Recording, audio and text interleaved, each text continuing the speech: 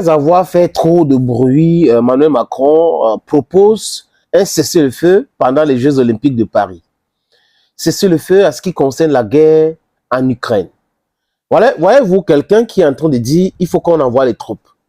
Tout le monde l'abandonne, il se sent isolé, il fait tout pour organiser une réunion à Berlin avec Olaf Scholz, avec Donald Tusk, et pour montrer l'unité, il revient, il appelle le Parisien qui l'interviewe, il dit c'est nécessaire d'envoyer les troupes en Ukraine, et toujours dans ses incohérences, il vient proposer un cessez-le-feu pendant les Jeux Olympiques de Paris. Qui est dupe? Ces gens-là pensent que, ou Emmanuel Macron pense que Vladimir Poutine est dupe. Il ne peut pas être dupe. On a vu comment les accords de Minsk n'ont pas été respectés. Et François Hollande et Angela Merkel ont dit que c'était une tactique pour perdre du temps et armer l'Ukraine pour affaiblir la Russie. Cette fois-ci, les trouvailles d'Emmanuel Macron, c'est cesser le feu pendant les Jeux Olympiques. Est-ce que la Russie est dignement représentée sur la bannière neutre, n'est-ce pas? Et on parle d'olympisme. Quand les États-Unis bombardent un pays, détruisent un pays, tuent les millions de personnes, les athlètes américains participent aux Jeux Olympiques et toute autre compétition sur le drapeau américain. Quand les autres pays se sentent en difficulté, en danger, parce que les Américains ont voulu les mettre en difficulté à ce qui concerne la sécurité, ils réagissent, c'est un autre problème. Le monde entier, du moins le monde occidental s'élève pour condamner, pour ceci, cela. Mes amis, ils n'ont jamais, les Occidentaux n'ont jamais condamné ce qui s'est passé en Libye. C'est une catastrophe. Ils n'ont jamais condamné ce qui s'est passé en Irak. Ils n'ont jamais condamné ce qui s'est passé en Syrie. Ils n'ont jamais condamné ce qui s'est passé en Afghanistan.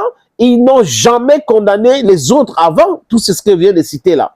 Ouais, un peu les amis. C'est-à-dire que, imaginez un scénario où la Russie implante ses bases militaires avec les missiles qui peut détruire, ou les missiles qui peut porter les têtes nucléaires au Canada, à Mexique,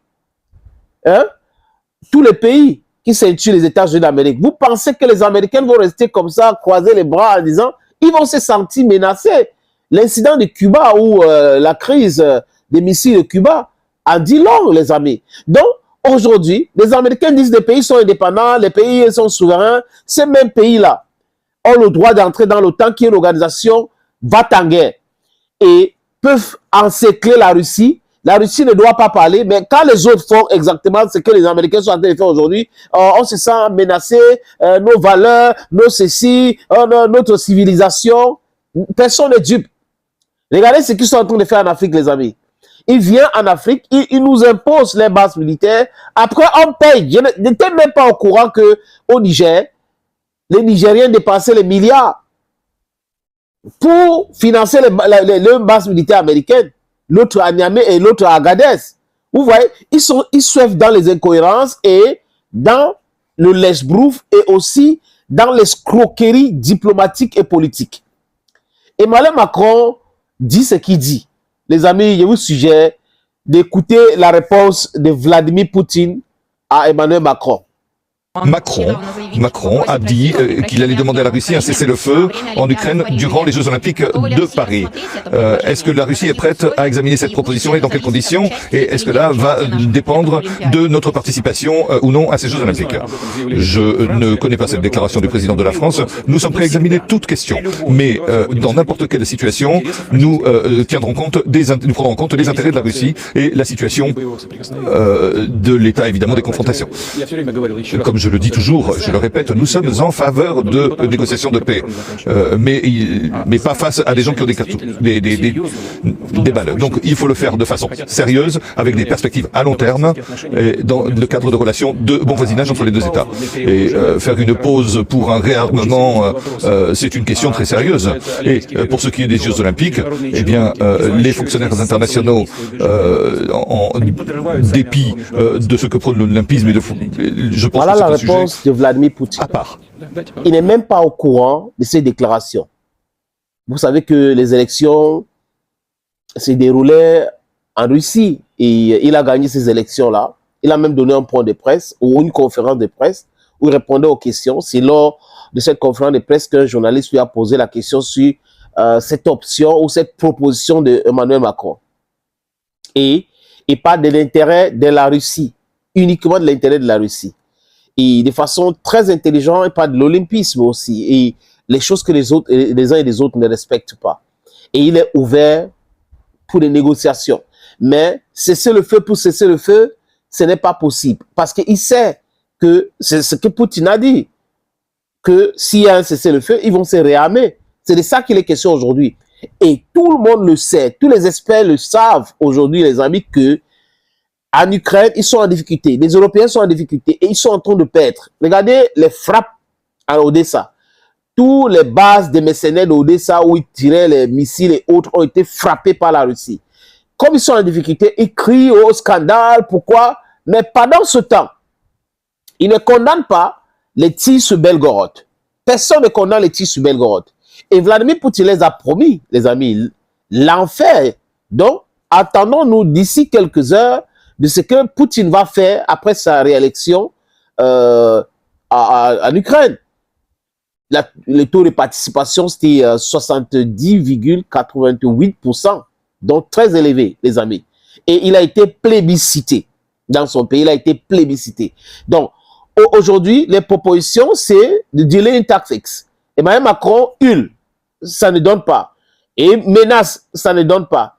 Et il parle fort encore, ça ne donne pas. Il se sent seul. Comme il se sent seul, qu'est-ce qu'il faut faire? Il change. Donc vous voyez quelqu'un qui dit que j'aime dialoguer. Après, je veux la guerre. Après, je veux envoyer des troupes. Après, il faut cesser le feu pendant telle période. Donc vos projets d'acheter les obus partout dans le marché mondial n'a pas prospéré. Ça n'a pas prospéré. C'est pas possible, les amis. Ça veut dire que vous avez des gens qui ne comprennent pas que les choses ont changé, les paradigmes changent et que les gens sont sur autre chose aujourd'hui. Les gens sont plus intelligents que hier. Ils sont plus informés que hier parce qu'ils ont pensé que l'Occident était ce que l'Occident prétendait être. Et ils ont laissé faire. Et on a tous constaté que l'Occident surfe sur le mensonge, sur la manipulation, sur les menaces permanentes. C'est de ça qu'il est question. Et personne n'est dupe aujourd'hui. Personne ne veut être là-dedans. Et ce n'est pas Vladimir Poutine qui va accepter cette autre fumisterie de la France. La France ne va pas penser, ou Emmanuel Macron n'est pas si intelligent que ça, pour penser que Vladimir Poutine est tellement bête pour le croire. C'est-à-dire, vous venez de menacer quelqu'un, vous dites que vous allez envoyer les troupes, vous êtes en train de chercher les obus dans le marché international. C'est Poutine qui a fait que le prix du gaz augmente chez vous. Un tas d'incohérences. Alors que l'enseignant d'Allemagne, qui est ministre des Finances et de l'économie et des Finances en France, avait dit qu'une guerre totale avait déclaré une guerre totale contre la Russie. Donc, il part d'incohérence à incohérence, incohérence à incohérence. Il se sent isolé, il est mélangé. Il parle de Macron. Les Occidentaux sont perdus. C'est-à-dire qu'il devrait savoir que c'est impossible de gagner une guerre contre la Russie. Un pays, les amis, qui peut prendre les États-Unis, prend la Chine, prend l'Europe entière à son sein, en termes de superficie. Un pays qui a 8 fusées horaires, 8. Hein? Non, même en guerre nucléaire, les Russes vont gagner. Ils vont se déplacer d'une zone à l'autre, alors que dans les autres pays, il n'y a pas d'espace. Donc, vous voyez qu'on est là dans un truc de non-sens. Il dit, il veut négocier. Poutine a dit clairement. Mais, vous allez comprendre maintenant, à ces conditions.